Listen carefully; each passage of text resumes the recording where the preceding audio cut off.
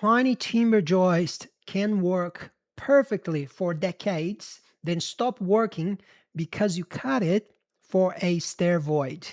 A concrete column can carry more load than its tributary area suggests. And sometimes removing a steel column can actually make the structure deflect less. These sound like completely different problems, but they all come back to one basic statics concept, which is continuity.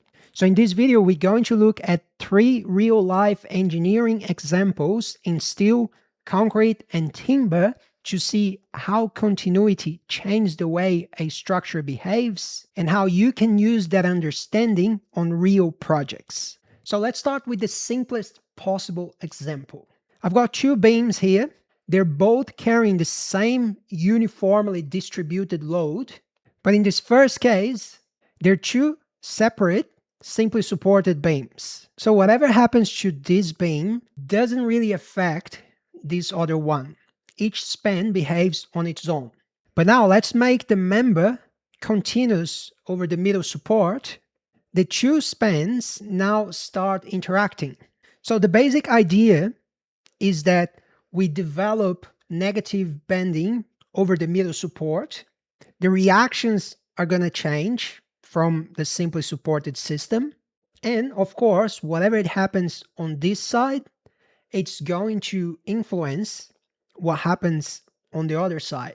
And that's really the only concept that you need to understand for the rest of this video. Once a member is continuous, you can't always look at each span in isolation. All right, so let's start with this simple steel example. Imagine we have this house to engineer with a big open garage. You can tell the client loves cars. It's a massive garage. And to frame part of this floor, I need a floor beam running from this external wall all the way across to this block wall. Since we have to work within a certain floor depth, we might not be able to fit a very deep beam. Therefore, I want to make this a continuous beam, even if it means I need to design some splice moment connections. So my first instinct is to place columns wherever I can hide them.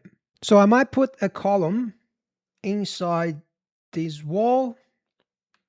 Then I might put another one in this wall dividing the house and the garage. And then another one inside this robe wall. The client doesn't want a column in the garage, so this last part of the beam has to span freely all the way across to the block wall. So now I've got a continuous beam with a layout of about 3.5 meters, 3.5 meters, and 7 meters. And let's say the 7 meters span is giving us too much deflection. In this case, about 20 millimeters. At first glance, this layout feels reasonable to me. I've added supports where I can. There's a support inside the robe wall. There's another support inside that wall, inside the external wall. So I believe I've done a good job here, but I've got a couple of problems to solve here. So the deflection is too much. I can't put a post in the garage, and a bigger beam will not fit. So now let's try something that sounds a bit counterintuitive. Let's remove this column. So I'm going to delete this middle column. So now instead of 3.5 plus 3.5 plus 7, I've got 7 plus 7. When I analyze it and look at the deflection, you can see that it actually improves. It goes from 20.2 to 14.9. And that feels backwards at first because your instinct is that more supports should always help. And by simply deleting that column, we let the physics of continuity work for us instead of against us. So we dropped our garage deflection by around 25% without changing the steel size at all. So the lesson here is not that you should go around deleting columns. The lesson is that more supports does not automatically mean a better structural system. What matters is how those supports are arranged and how the whole member wants to behave. And that is exactly why understanding simple statics is so useful. Now let's have a look at concrete. One of the quickest ways to estimate column and footing loads in a slab is to use tributary area. So you're going to draw lines halfway between the supports and assume that each column takes the load from the slab area closest to it. And this is a very useful method. I use tributary area all the time for quick load takedowns, preliminary design, and also as some sanity check on software results. But what happens when the slab is continuous and can actually redistribute loads to the columns around? So I've modeled a very simple flat slab, or you can call it a flat plate, on a 3x3 grid of columns. And the first thing I want to do is to look at the reactions by the area method. So if we go to results and click on area method, you can see all the reactions. And this is pretty much what we would expect geometrically. If you think about it, the internal columns gets the biggest share, and then the edge columns get less, and then the corner columns get the least. Now let's look at the exact same slab using the static analysis results. If you go to results, click in static analysis, you can see all the reactions. And notice what happens here. This internal column now takes a lot more load than the tributary method, than the area method. It's 173, and then it jumped to 239. So 239 divided by 173, that's almost 40% more load. And it's the same slab, it's the same loads, the same support layout. So what changed here? Well, one of the answers is continuity. The slab is not just dividing load based on geometry.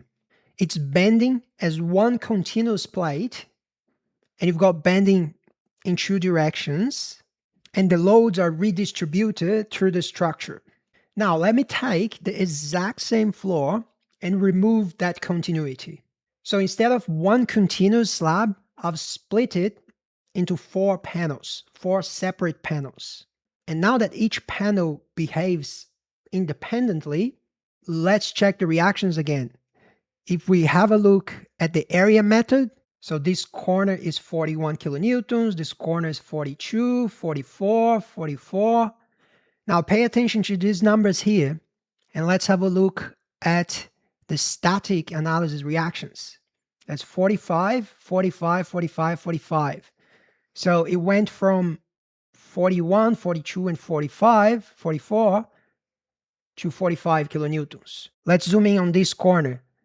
For the area method is 50 kilonewtons. For the static analysis is 45 kilonewtons. Now let's have a look at this edge. So it's 45 kilonewtons. For the area method is 42 and 44. So you can see that the two sets of reactions are now much closer. They're pretty much almost the same. And that's the key point that I want you to understand. Tributary area is not wrong. It's just a simplified geometric approximation. But when this slab is continuous, the real load path can be quite different. And when I remove that continuity, the reactions move much closer to what a tributary area predicts. It gets more complicated than this because stiffness also matters. If the slab thicknesses change, if beams or walls are introduced, or if the support arrangement becomes irregular, if the support stiffnesses change, the load path will shift again. So what's the main lesson from this concrete section of the video? And I would say that use tributary area. It's very useful, but just remember that once you've got continuity, the structure might not send the load where the geometry alone suggests. And this becomes particularly important with transverse slabs, where you've got columns and walls coming from above that do not align with the ones below. So you've got changes in the support arrangement, relative stiffness, and that will shift the load path significantly. All right, before we jump into the timber example, if you are a structural engineer in Australia or you're trying to become one, this is exactly the kind of practical design thinking that we work through inside Bang Lab. We go through real projects, calculations, drawings, and the decisions behind the design so you can learn how to actually put all of this together in practice, in real life. There's a link in the description if you want to check it out. So let's jump to timber. If you've worked on old timber framed buildings before, you've probably seen floor joists like this one, and they're typically 100 millimeters deep hardwood joists. So they're very small and they usually span over 2 or 3 supports. Sometimes you look at it and think, how is a member this small spanning that far? And part of the answer is, guess, continuity again. Because the joist runs over multiple supports, it developed negative bending moment over the bearers, as well as positive bending within the spans. So the member is not behaving like a series of individual simply supported joists. Now, let's say we're renovating the building and then the architect introduces a stair void, and then the builder comes along and cut these joists. It might look like that we just shortened the timber because it's the same here, but in reality, we've done something much bigger, right? We've changed the statics of the system. The span beside the opening, the stair void, will now behave completely differently because we removed the continuity that was helping the original joist to work. And you can run the same issue when you're creating bathroom set downs or making other changes to the existing floor framing. I know I've used the word lesson enough for one video, but here's another one. When I'm looking at an existing structure, I don't just ask, let's say, for example, what size is this joist? I'm going to ask, what is making this joist work? Because if continuity is part of the answer, you need to be very careful before you change the structural behavior. We look at 3 very different structures, but the same basic idea keeps showing up. And still changing the support arrangement can sometimes make the structure work better, even when that means removing a column. In concrete, continuity means that the load doesn't always follow the simple tributary areas that we draw on a plan. And then in timber, breaking continuity can completely change how a joist behaves. And to be clear, these ideas, they are not really material specific. You could replace that timber joist with a steel beam or apply the same continuity idea to concrete, and the basic statics would still be the same. The material is going to change the capacity, stiffness, and detailing, but the same fundamental structural principles still apply.